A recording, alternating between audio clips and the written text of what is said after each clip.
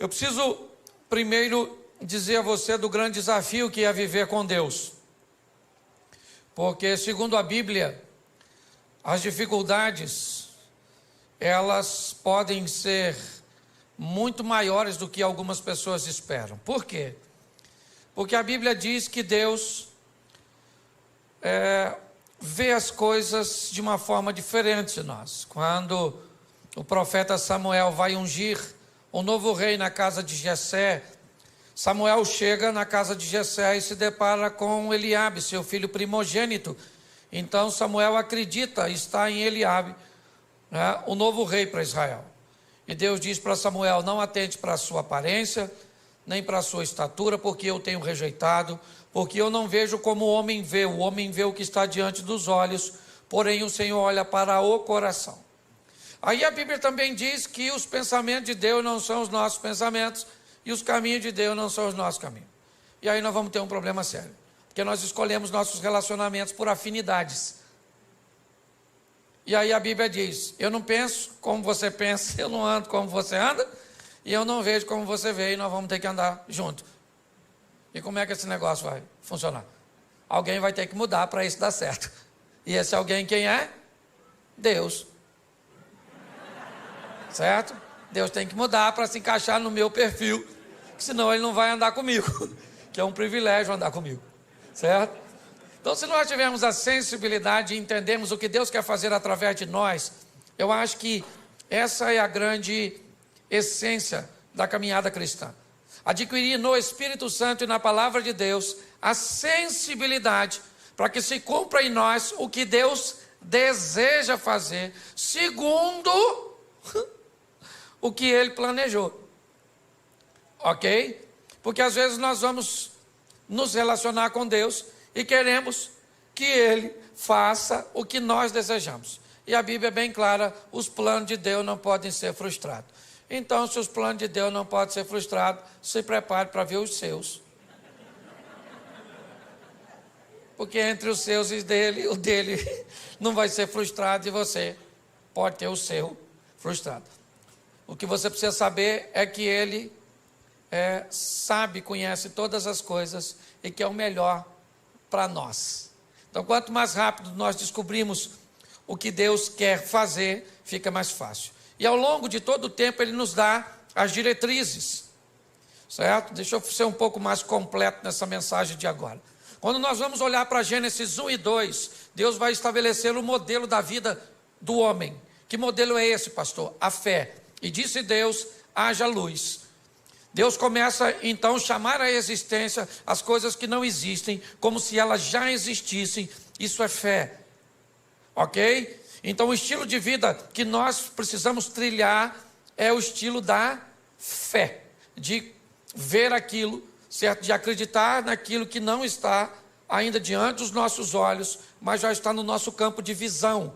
Como você viu o pastor Eibe falando, certo? De uma centena de igrejas espalhadas por São Paulo. Isso não é feito por vista, porque as igrejas ainda não estão estabelecidas, mas isso é feito por visão.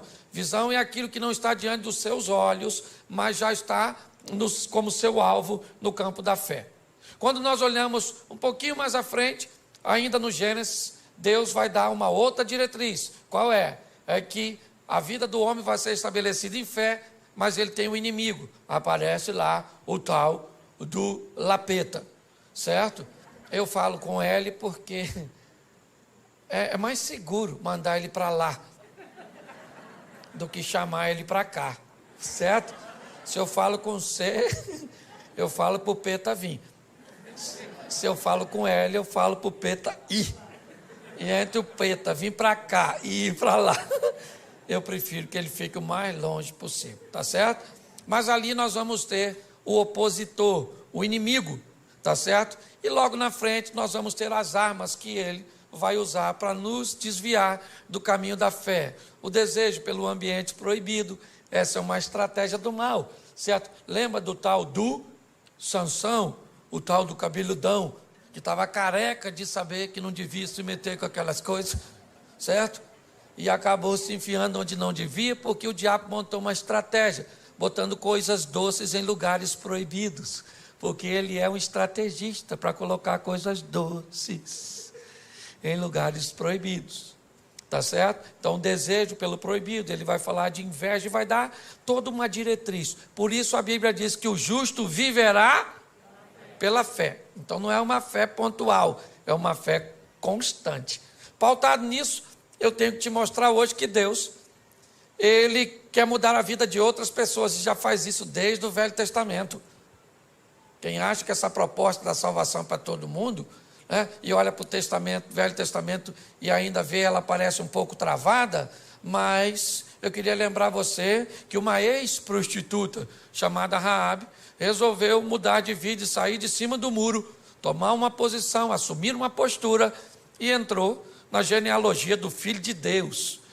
Olha só, pensa bem, alguém falasse, o senhor tem na sua árvore genealógica uma ex-prostituta. E Jesus ia falar assim, parente minha mesmo, longe, mas parente, com passado esquisito, mas com futuro brilhante. Ele pega uma moabita chamada Rutinha, uma mulher extraordinária, certo? Ele vai salvar um sírio chamado Naamã e tantos outros. Então, pastor, o que Deus quer? Deus está querendo salvar as pessoas. Ele não manda ninguém para o inferno. Quem mandou a gente para o inferno foi o Adão. Deus está trabalhando para tirar. Ah, pastor, não acredito em inferno, morreu, acabou. É um direito que você tem. Só que pode chegar lá, encontrar com ele e falar, ih, caramba, você existe. E o diabo vai falar, prazer. Ah, mas eu não acreditava em você. E o diabo vai dizer, para entrar aqui não precisa de fé. Fé é uma exigência da concorrência. Aqui você entra sem fé mesmo, senta nessa cadeira pegando fogo que já vou te atender, ok? Então, se você quer ir garantido, vai com Jesus que o passaporte vai carimbado, tá certo? E você vai passar por lá, vai passar, né? Até quem não for para o céu, vamos dizer assim, vai ter que ver Jesus. Todo joelho dobrará, toda língua confessará. Então a turma vai passar por lá. Aí eu imagino Jesus olhando para alguns, né? Aí a pessoa entra. Aí Jesus está lá. Aí igual a hora da conexão aqui, né? Jesus, ó.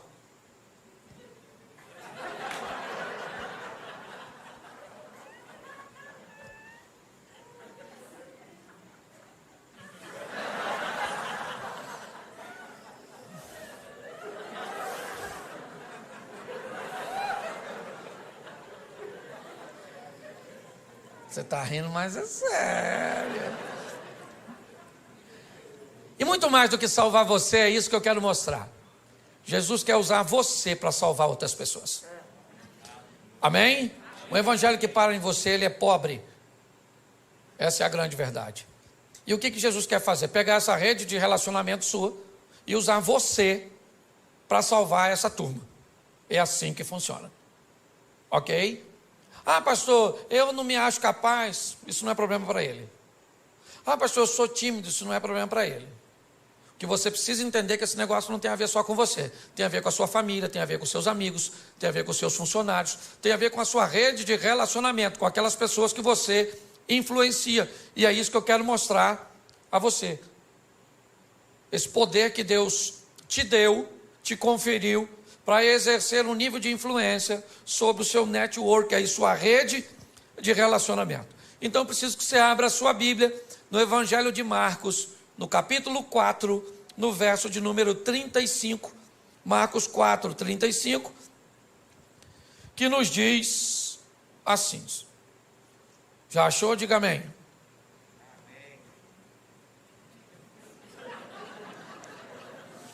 Vocês estão rindo de quê? É só para achar.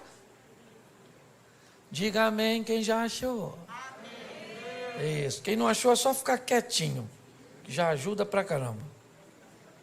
Verso 35.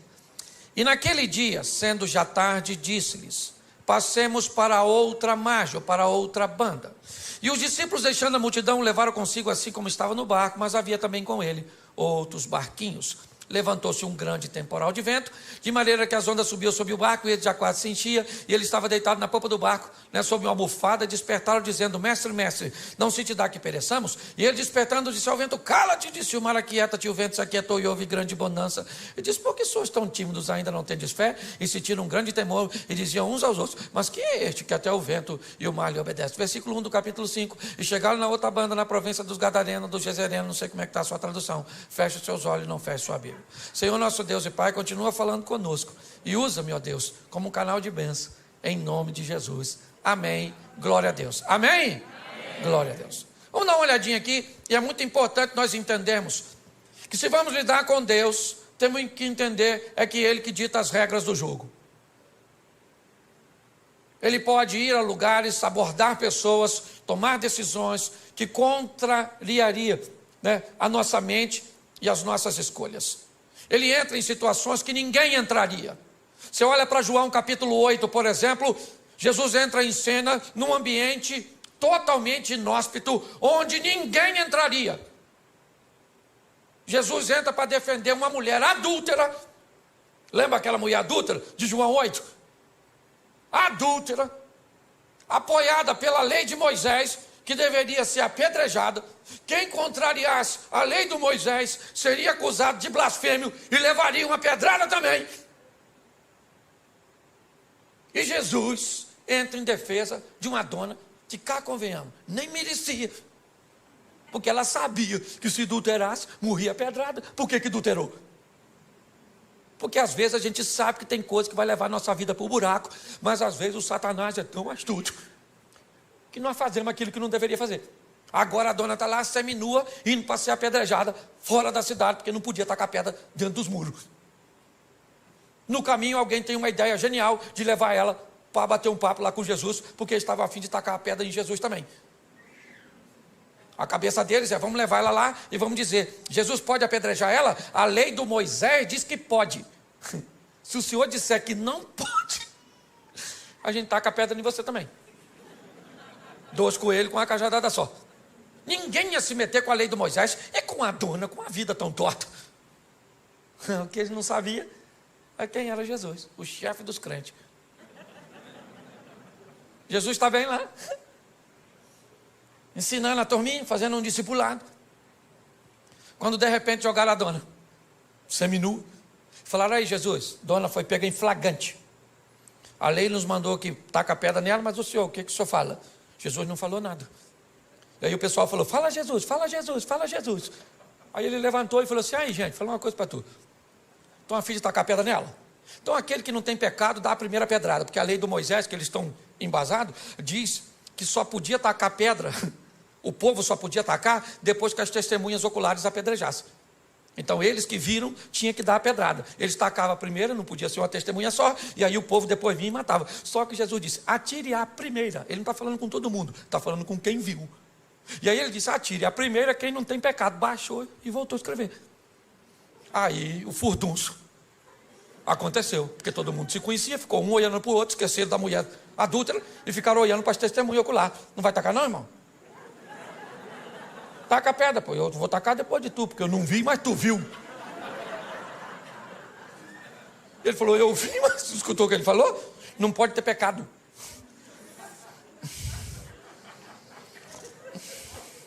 Nem sei o que eu vim com essa pedra aqui, nem sei. De repente, taca, não taca? Quem é que taca? Será que taca, não taca, taca, não taca? Alguém deve ter perguntado: quem teve a ideia de trazer essa mulher aqui? Vamos dar uma pedrada nele, porque eu ia tacar a pedra na dona e agora a pedra virou inútil. Todo mundo jogou a pedra fora, todo mundo. Olha só, Jesus entra para defender uma mulher que ninguém defenderia. Sabe o que a Bíblia está dizendo? Que ele é capaz de defender você de você mesmo. Você está entendendo? Que o seu erro não é uma fatalidade. Ele tem poder para recuperar você, para recuperar a sua história, para recuperar a sua reputação, para te colocar novamente no jogo da vida, para que você suba no palco e vá protagonizar suas próprias histórias. Não vai ganhar o Oscar principal, mas dá um de coadjuvante, já está bom demais. Todo mundo jogou a pedrinha fora, todo mundo. Ficou só Jesus e a mulher, até os discípulos. Jesus levantou, só estava ele e a mulher, ele falou: ué, dona, onde estão os teus acusadores? Ninguém te condenou? Ela falou: ninguém, Jesus. Porque todo mundo tem pecado, Jesus, todo mundo tem. Jesus deve ter falado o quê? Todo mundo não. Todo mundo não, que tem alguém aqui que tem moral para apedrejar você. Moral para te apedrejar eu tenho. Eu só quero te dar mais uma chance. É isso aí. Glória a Deus. Então Deus está querendo usar você para mudar a história das pessoas que estão ao seu redor. O texto que lemos diz que já era tarde quando Jesus disse que quer ir para o lado leste do mar da Galileia. As 10 cidades pagãs estão lá. O discípulo não costumava frequentar aquele lugar, porque era crente, e crente tem uma dificuldade para lidar com o pecador. Se não seguir o modelo, se não tiver na caixinha, certo? Esse dia, minha esposa falou assim: Cláudio, a igreja está meio bagunçada. Eu falei: está bagunçada? Por quê, querido? Você viu uma menina com cabelo azul, vermelho? Eu falei: ué, filho, seu cabelo é louro? Ela falou: claro que não. Eu falei: então, você não pintou de louro, amarelo? Então de amarelo pode pintar, de azul. Aí ela ficou quieta, né? Jogou a pedra fora. Se não cumprir o protocolo, os crentes costumam se atrapalhar. Os discípulos não estão entendendo o que Jesus quer fazer no meio de pecador. O que ele quer fazer do outro lado? Já era tarde, já estava escurecendo, o discípulo já estava cansado. Marcos utiliza um advérbio de tempo, e sendo já tarde, Jesus falou: eu quero ir do outro lado. Fazer o quê? Quero ir. Mas o que é? Tem um pequeno grupo? Tem nada, eu estou a fim de dar um pulinho lá do outro lado. Vamos embora. Botou a turma dentro do barco e foi. Ele e os discípulos, que não estavam entendendo nada, porque às vezes é assim. Você tem que entender que com Jesus, ou você obedece, ou você se lasca. Você quer ver? Tem 2 soldados. 2 soldados aqui em pé. De repente, um comandante diz assim: no chão! Aquele que obedece, se joga no chão. Tem aquele outro que diz: no chão por quê? Está acontecendo alguma coisa. Já morreu, o tiro já bateu nele, já pegou. Com Deus, querido, você obedece primeiro e pergunta depois. É assim que funciona.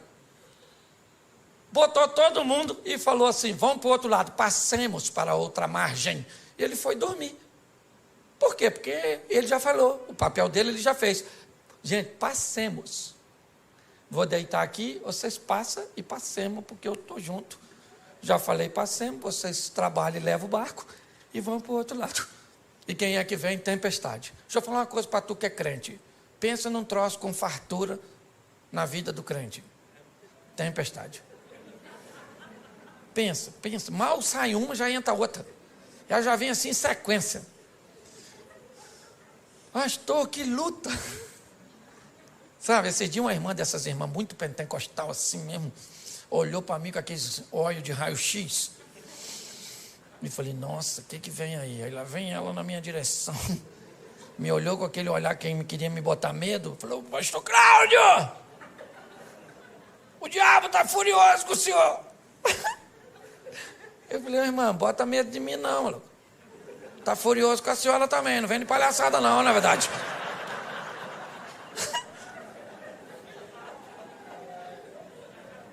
Então deixa eu falar, todo mundo enfrenta dificuldade, sim ou não? Sim ou não? Então, querido, não tenha medo da tempestade não, deixa ela vir. Cristo disse assim, ó: eu venci, vocês vão vencer também. Então não tenha medo do que vai encontrar no percurso. Você tem que ter força para lutar. Para com essas palhaçadas de: acabou. Pastor, me desiludi com o meu namorado, não quero mais saber de homem. O homem é tudo igual. A senhora nem conhece os homens tudo do mundo, já está falando que é tudo igual? Então a senhora está muito rodada, entendeu? Mas não, o que é? Um trauma faz com que pessoas interrompam a sua caminhada. Querida, a vida é dura para quem é mole. Certo? Os discípulos estão lá enfrentando problema, o que é que nós vamos fazer do outro lado? E Jesus está lá dormindo. Quando de repente, alguém vai lá nele e diz: Jesus, acorda aí. Falei lá com ele para o senhor: nós vamos morrer afogados. O negócio de ir para o outro lado não vai rolar. Jesus levantou, ficou em pé, falou para o vento: cala a boca agora, vento. Cala a boca aí. Ô mar, eu não quero nem marola, é piscina. Agora. Aí ficaram olhando um para cá do outro. Falou: quem é esse que até o vento e o mar lhe obedecem? Os discípulos estão querendo saber o que é que eles vão fazer do outro lado. E o que que Jesus quer? Alcançar uma influência. Jesus quer alguém para fazer propaganda dele. Porque propaganda é a alma do negócio, gente. Você lembra quando o reino de Ezequias está cercado pelo rei Senaqueribe, filho de Tiglade? E agora não tem rota de fuga, aquela situação toda. E aí o Ezequias chama o profeta Isaías e diz: Isaías, vamos falar com Deus aqui, meu filho, que a chapa está quente. O negócio está doido. Certo? Está igual ao Rio de Janeiro. O negócio está difícil. Vamos orar. E aí eles falam com Deus: Senhor, olha aí o Senaqueribe ameaçando o Senhor, ameaçando eu. Deus envia um anjo. Quantos anjos? Quantos anjos? Um só. Deus falou: um anjo, dá um pulinho lá e resolve a parada, mata só valente, não mata covarde não. Aí o anjo fazia assim, ó. Quem enfrentava morria, quem corria salvava. Por quê que o anjo não matou covarde? Porque se mata todo mundo, quem é que conta para os outros? Os anjos, os covardes saíam correndo nas nações vizinhas, chegava lá assim, ó.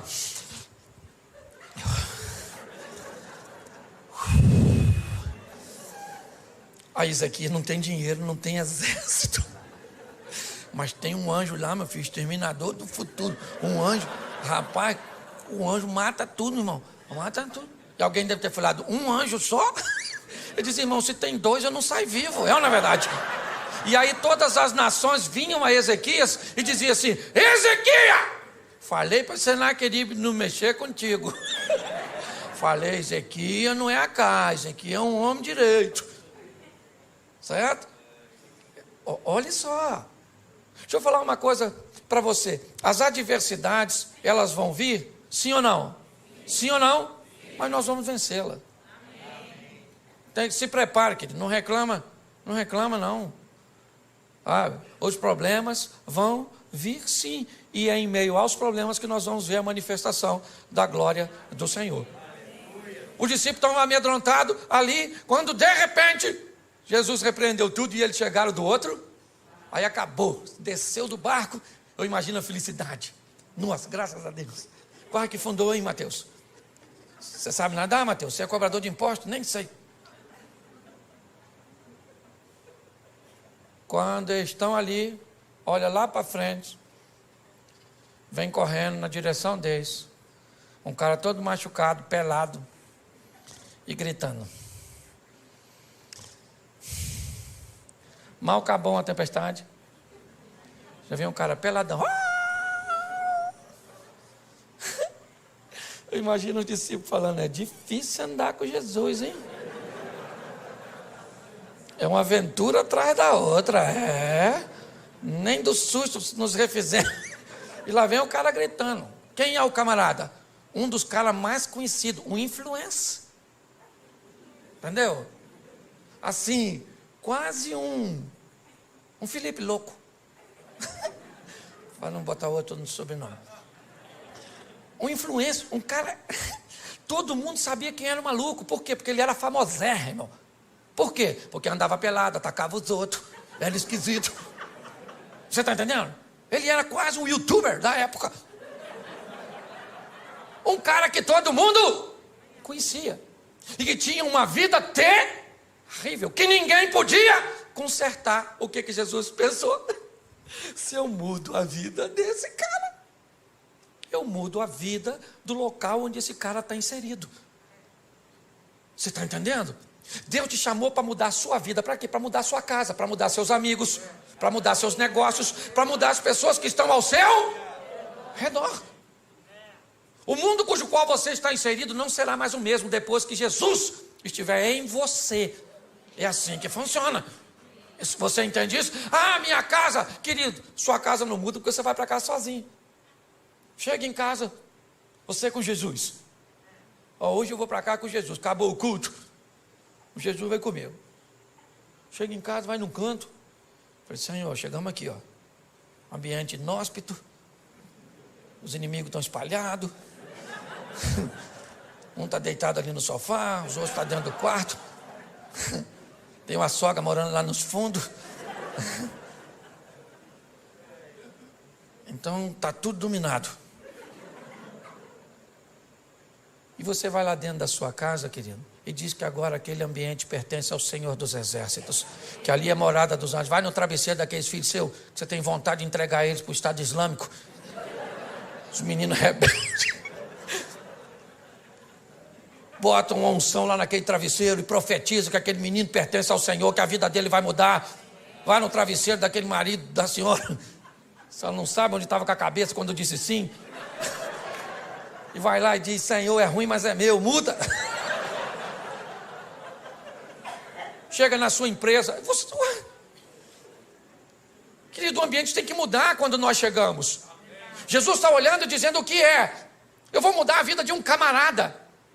Que camarada é esse? Um indivíduo que ninguém queria. Mas o que ele é? Ele é um influenciador. E quem é esse cara hoje? É você. Não estou te chamando de endemoniado, não. Ainda que ser endemoniado não é nem tão ruim. Por quê? Porque quando o cara tem demônio, nós expulsamos o demônio, o cara conserta. O ruim é quando o cara é ruim e não tem demônio. Pensa, Fábio, como é que nós expulsamos? Sai você de você mesmo. Pensa. O que fulano, o que ele está desse jeito? É demônio, então nós botamos, sai demônio. Aí sai, o cara conserta, mas quando não tem demônio, é o cara mesmo que é o... Você está rindo, mas é sério. O camarada está lá, todo mundo sabe quem ele é. E ele vem na direção de Jesus. O discípulo olhando e pensando, o que nós viemos fazer aqui? Nossa. Aí o cara chegou e falou, que tenho eu contigo, filho do Altíssimo, para você vir me perturbar. Jesus falou, como é que é seu nome, querido? Ele falou, meu nome é Legião, porque nós somos um montão. Jesus falou, não quero saber a quantidade, sai desse menino agora. Sai agora dele! Aí o demônio falou, a gente pode entrar nesses porquinhos que está assim, tinha 2.000 porquinhos dando um rolezinho. Aí Jesus falou, nos porquinhos pode, é só sair dele. Aí os demônios saíram e entraram nos porquinhos e jogaram os porquinhos do precipício. Os porquinhos morreram tudo. Aí quem chegou na cena? Quem cuidava dos porquinhos. E falou, vocês viram uns porquinhos que estavam por aí, aqui assim? Tinha uns porquinhos aqui, agora... Alguém falou assim, ó.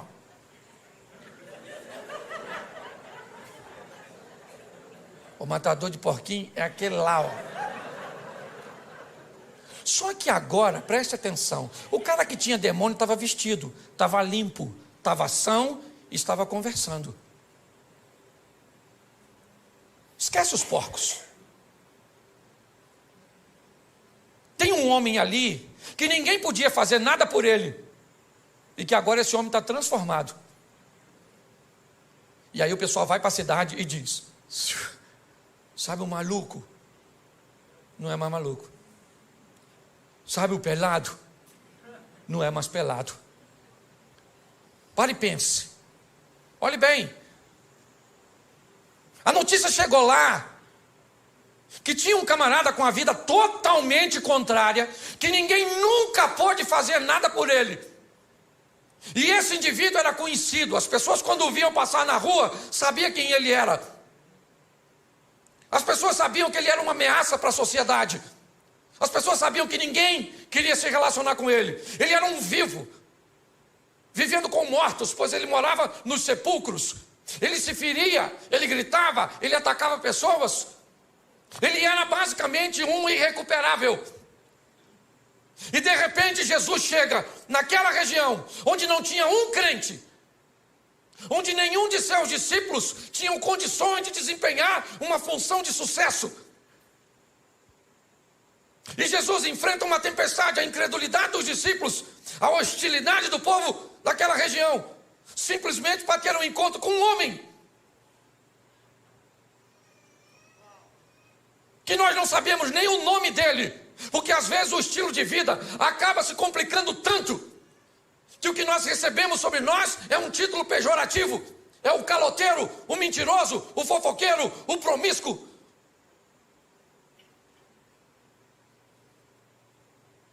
Quando olhamos para esse ambiente, não dá para entender o que Jesus está querendo com aquele homem, que ninguém daria nada por ele.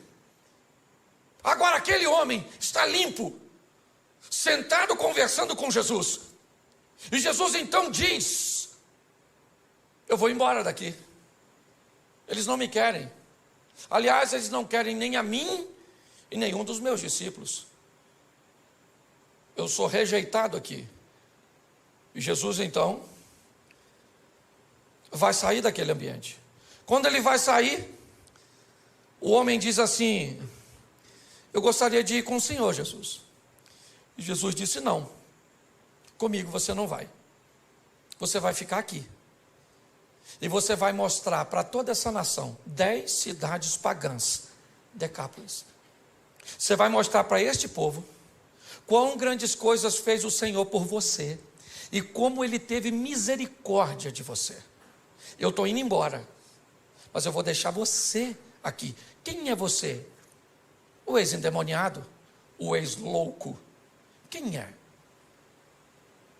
Como é que vão acreditar nesse camarada? Não é de hoje que nós sabemos que as pessoas não gostam de gente que consegue mudar. Não é de hoje que nós sabemos que pessoas têm muitos problemas com quem resolve viver uma vida direita. Por isso que muitas vezes você diz assim: pastor, eu não faço nada, pastor. Eu lá no trabalho, eu trabalho direitinho, eu chego no horário, eu faço tudo certinho, eu desempenho a minha função e eu estou sendo tão perseguido. O que está acontecendo comigo? O que está acontecendo com você? Todas as vezes que você faz o certo, você passa uma mensagem para quem está fazendo errado. Que é possível fazer certo, que é possível ser honesto, que é possível ser direito. Ser certo, inevitavelmente, vai incomodar as pessoas. Quando nós olhamos agora, Jesus disse para esse homem: você não vai comigo, você vai para a sua casa. Você vai para os seus. E você vai mostrar para eles, não é falar. Porque em casa nós não pregamos com Bíblia. Em casa nós pregamos com vida. As pessoas que estão ao nosso redor não querem saber o quanto nós conhecemos de Bíblia. Eles querem saber o quanto a Bíblia transformou a nossa vida. É assim que funciona. Esses dias eu estava aqui em São Paulo e eu ia ministrar uma palestra e um dos coaches mais renomados do Brasil foi me buscar. E aí no carro, ele e a esposa, ele me olhou e me disse assim: pastor Cláudio, se o senhor tivesse um conselho para me dar, qual o senhor me daria? Eu olhei para ele e para a esposa e disse: que essa sua mulher seja sempre a sua maior fã. Enquanto ela for a sua maior fã, você é um homem bem-sucedido. Mas quando ela não acreditar mais em você, você vai se tornar uma fraude. Porque a nossa família é a nossa primeira congregação. É a nossa casa. Eles têm até, porque preste atenção, se ele mudou de vida, todo mundo sabe que ele é um ex. E esse é o problema. Quando você é alguém que viveu uma vida ruim lá atrás e agora tem uma nova conduta, sabe o que as pessoas falam? Fica de olho nele. Fica de olho. Já, já. Pau que nasce torto, nunca se endireita. Mas se você sempre foi gente boa e um dia falhou, sabe o que as pessoas falam? Nunca confiei. Tinha alguma coisinha. Credibilidade. Jesus mudou a vida deste homem, é verdade. Ele estava nu e agora está vestido. Ele era um louco e agora está são. Ele era um perigo à sociedade e agora está oferecendo perigo para as estruturas do inferno, porque ele chega naquele local com o poder de Deus. Mas quem é que vai dar crédito para ele? Quando você vai começar uma nova vida, aprenda que um período vai ter que ser gasto com o descrédito de gente que não vai acreditar que você mudou, porque você tem passado, e nós não podemos mudar o passado de ninguém. Isso aqui não tem a ver com Chico Xavier. O que nós podemos é influenciar futuro. Amém? Quando o Eliseu manda a viúva pedir vasos emprestados, não interessa o que tinha no vaso. É vaso vazio. Se tinha cachaça, se tinha homossexualidade, se tinha violência, não interessa o que tinha. O que interessa é o que vai ter agora. Entendeu? Esvazia o vaso e deixa que eu enche, eu coloco unção, e agora ele vai ter uma nova finalidade, vai ser cheio de mim e não do mal que estava antes. Então Jesus olha para esse indivíduo e vai devolver a ele. Quem aqui jogou bola de gude quando era? Aquelas bolinhas de gude? Nossa, legal. Você lembra quando você perdia tudo? O que você tinha que fazer? Sair da brincadeira, não era? Mas aí você tinha um amigo que te emprestava umas 3 bolinhas. E com essas 3, você voltava para o jogo. Jesus está dizendo para você hoje: você jogou seu crédito fora, sua credibilidade no seu casamento, para com seus pais, para com seus filhos, para com o comércio, para com a vida cristã, você jogou fora. Mas hoje eu vou devolver você ao jogo. Eu vou colocar crédito para que você possa ingressar novamente e mudar seu futuro. Você está conseguindo entender? Nós precisamos entender isso. E a maturidade. Esse homem, ele vai reconstruir a sua credibilidade. Imagine ele chegando em casa, depois que encontrou com Jesus, e o pessoal falando: olha ele aí, quem é?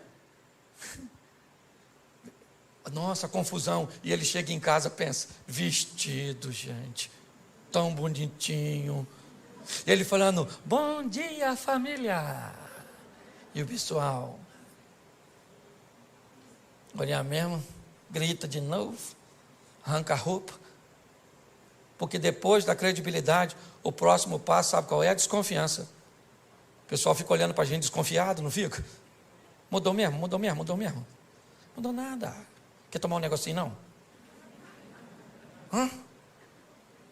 Hein? Mudou nada, mudou nada. Isso aí é fogo de palha. Já está na vida antiga. Pois é, querido. É um grande desafio ter que lidar com essas situações, com desconfiança. Desconfiança. É assim.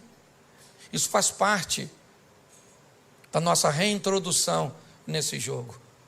Deixar esse velho homem para trás e tudo aquilo que todo mundo tem passado. Todo mundo tem passado. Todo mundo tem passado. E louvada seja Deus por isso. Ninguém aqui tem direito de falar do outro. Tem? Fala.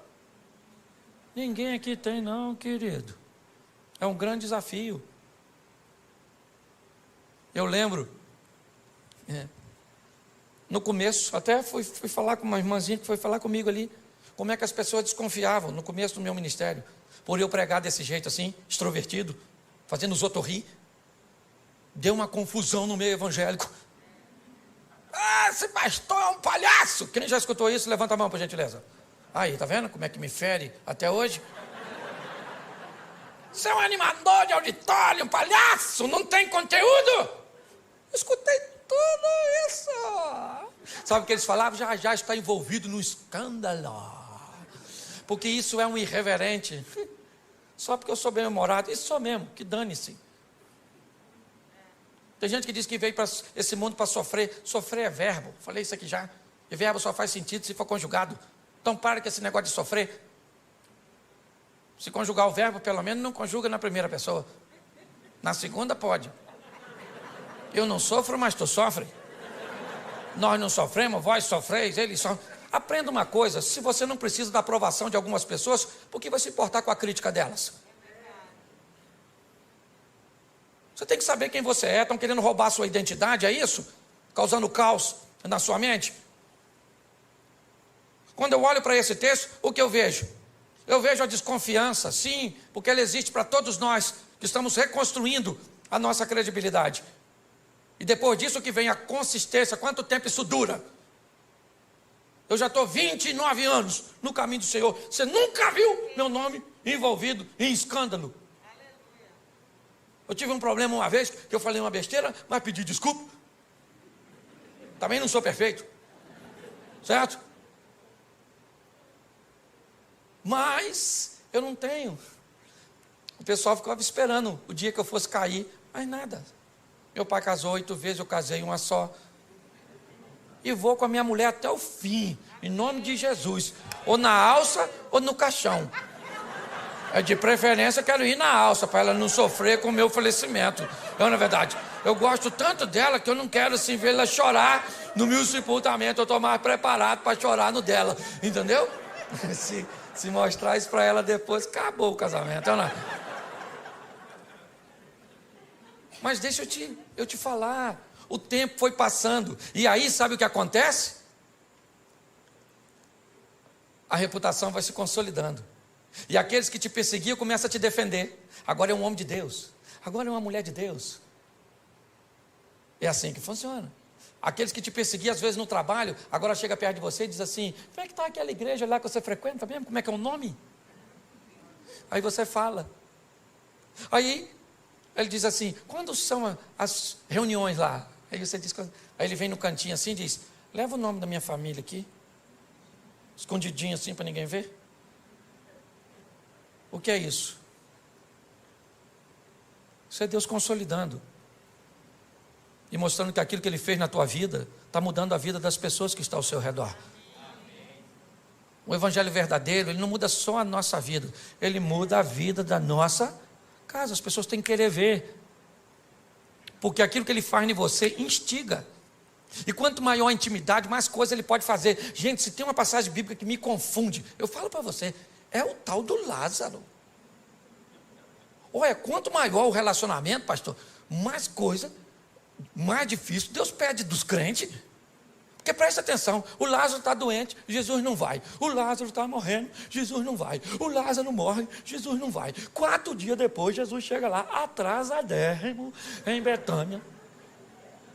Chegou dando um rolezinho, a Marta já veio: olha, se o senhor tivesse aqui, meu irmão não teria morrido. Jesus falou: Martinha, vai lá e chama Maria para vir aqui, que eu estou querendo conversar com você.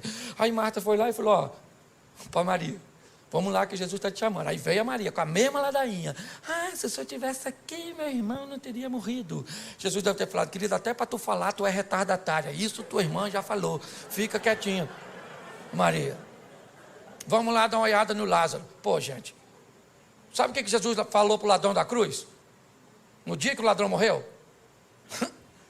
Ainda hoje estarás comigo no paraíso. Se Lázaro com 4 dias de morto, está onde? No paraíso, maneirão lá, feliz da vida.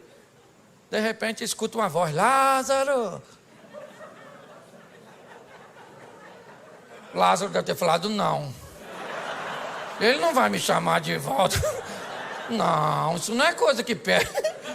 Lázaro!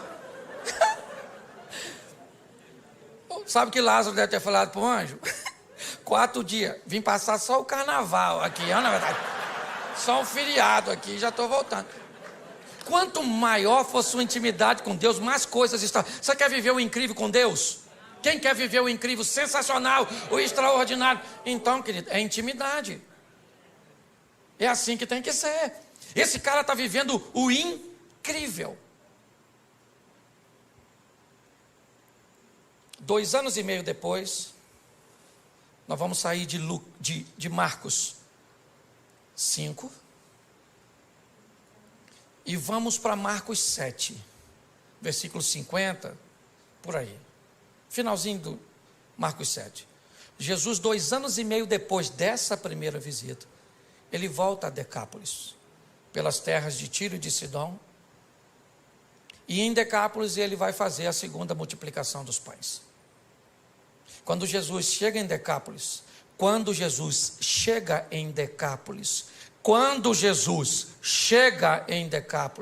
tem 4.000 homens, sem falar mulheres e crianças, para ouvi-lo. Pergunto eu para você, quem Jesus deixou em Decápolis para falar sobre ele e para mostrar sobre ele?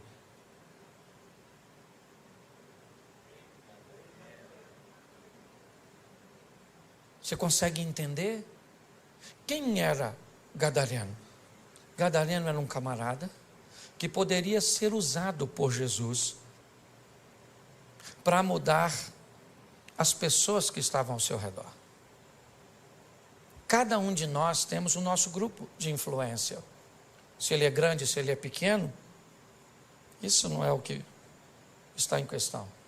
O que está em questão é que o ambiente que eu estou inserido, ele vai mudar. Por quê? Porque o Evangelho está em mim. E o Evangelho, ele traz mudança, ele traz transformação. É assim que funciona. Na vida eu preciso definir se eu sou termômetro ou se eu sou termostato. Um termômetro é um aparelho usado apenas para medir a temperatura do ambiente.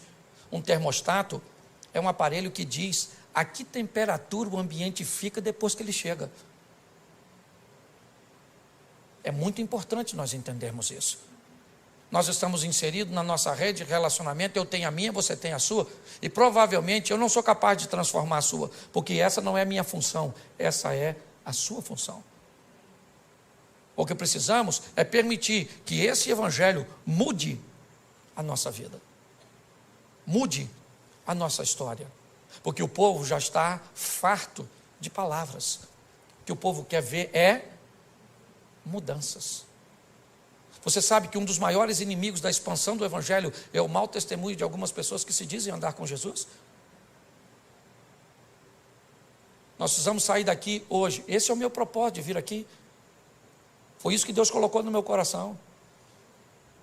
De fazer com que você saia realmente para casa com uma visão missionária. De transformar vidas. E como já foi dito aqui, não simplesmente de fazer um novo convertido, mas de fazer um discípulo, de ensinar as pessoas o que é relacionamento com Jesus, porque um convertido, ele normalmente já fica satisfeito com o que alcançou, sua salvação. Um discípulo não, ele vai atrás de outras pessoas, ele vai, não interessa, e presta atenção, quanto pior for a pessoa, vai atrás dela, porque a mudança dela vai causar um grande impacto. Agora Jesus volta. Eu fico imaginando. Quem vem aí? Jesus? Não.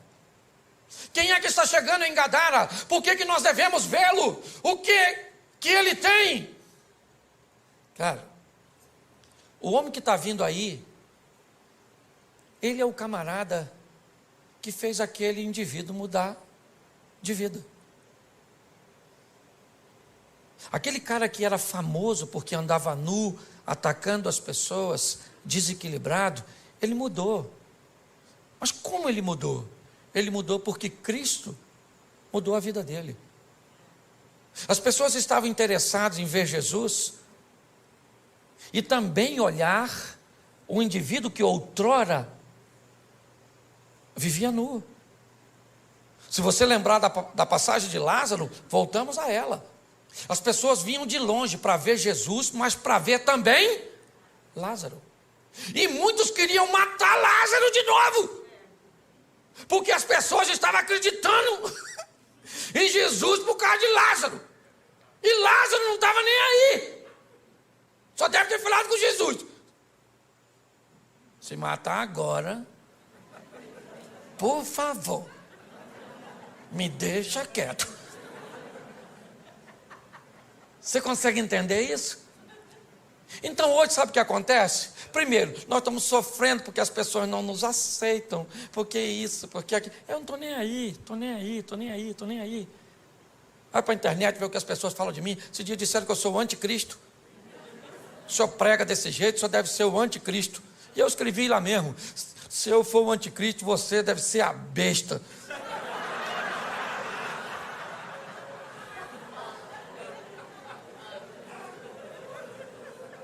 Você está rindo? Por quê? Porque o último estágio dessa história, sabe qual é? A inveja dos imutáveis. Quem não muda de vida, quem não vence. Aí tem que ficar dizendo. Aí olha para você que emagreceu 30 quilos. Nossa, emagreceu, hein? Mas acabou também. Tá velha, tá bagunçada. Porque tem gente que não gosta de ver as coisas acontecerem na sua vida. Aí você tem que decidir. Você está querendo viver para impressionar os outros? Ou você está querendo viver para agradar a Deus? Eu não estou nem aí. Se tem uma palavra que eu uso muito, me permita aqui, pastorzão. É o dane-se. Dane-se. Não. Por quê? Porque nós temos que aprender uma coisa preciosa. Nosso propósito é viver o que Deus tem para nós. Se as pessoas vão entender ou não.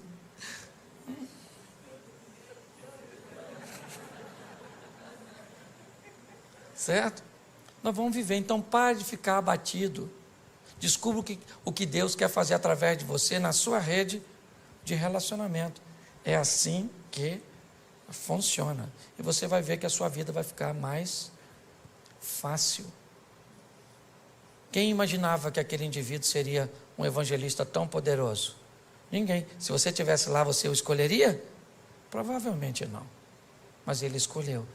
E muito mais do que ter escolhido aquele homem, ele escolheu a mim e a você, acreditando que nós também podemos mudar o ambiente cujo qual nós estamos inseridos. Saia daqui hoje, leve Jesus para sua casa, para sua família. Leve mesmo, mas fala para o mundo espiritual. Chega dentro de casa e diz: Jesus está aqui. Chega na empresa, chega para o seu casamento, chega para os seus filhos. É assim que funciona. E o ambiente vai mudando. Posso ouvir um amém? Amém. Você pode ficar de pé? Feche seus olhos. Pode fechar que ninguém vai pegar nada seu não. Só porque eu sou carioca e flamenguista, né? Saudações. Feche seus olhos, fecha aí. Isso. Feche seus olhos. Senhor nosso Deus, muito obrigado pela oportunidade que o Senhor nos tem dado de acreditar em nós, de olhar num ambiente onde muitas pessoas não dariam nada para o nosso futuro.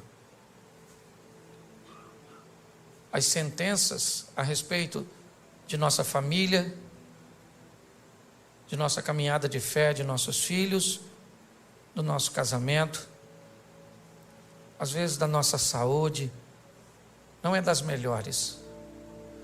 Mas nós vivemos pela fé, servimos um Deus que é todo-poderoso. Acreditamos que o Senhor nos escolheu porque nos ama. Não somos merecedores, mas te agradecemos por demais tal escolha. Seja conosco, Senhor, nessa caminhada de fé, nos blindando, nos dando condições de entender quem somos no Senhor e o que somos capazes de realizar e também de suportar. Que todas as oposições que se levantam contra nós caiam por terra. Que a nossa casa seja morada dos teus anjos. Que sejamos casados para sempre. Que aquilo que nos une sempre será mais forte do que todas as forças empregadas para nos separar. Nossos filhos são flechas na mão de um valente que vão chegar em lugares que nós não chegamos. Eles são heranças do Senhor. Desta terra comeremos o melhor, porque o Senhor é o nosso refúgio e a nossa fortaleza. Vamos amar pessoas, vamos cuidar de pessoas, ó Pai. Não descartamos ninguém. O máximo que fazemos é reposicionamos pessoas. Ajuda-nos, ó Pai, nessa caminhada. Que o Teu Espírito continue conosco. Que a Tua palavra seja a nossa bússola. Que os Teus anjos sejam auxiliares. Fica conosco, Senhor. Porque nossa função é mudar a vida das pessoas com aquilo que mudou a nossa. Que mais do que te amar, que possamos amar tudo aquilo que o Senhor ama, e que assim seja na nossa vida, em o nome de Jesus. Você pode aplaudir o Senhor? Glória a Deus. Olá, pastorzão. Uau, muito obrigado, pastor Cláudio. Foi muito bom. Que bênção. Porque todo aquele que invocar o nome do Senhor será salvo. Como, pois, invocarão aquele em quem não creem? E como crerão naqueles de que não ouviram? E como ouvirão, senão a quem pregue? E como pregarão, se não forem enviados? Como está escrito: Quão formosos os pés dos que anunciam o evangelho de paz, dos que trazem alegres novas de boas coisas. Mas nem todos têm obedecido ao evangelho, pois Isaías diz: Senhor, quem creu na nossa pregação? De sorte que a fé é pelo ouvir, e ouvir pela palavra de Deus. Romanos capítulo 10, versículo 13 ao 17.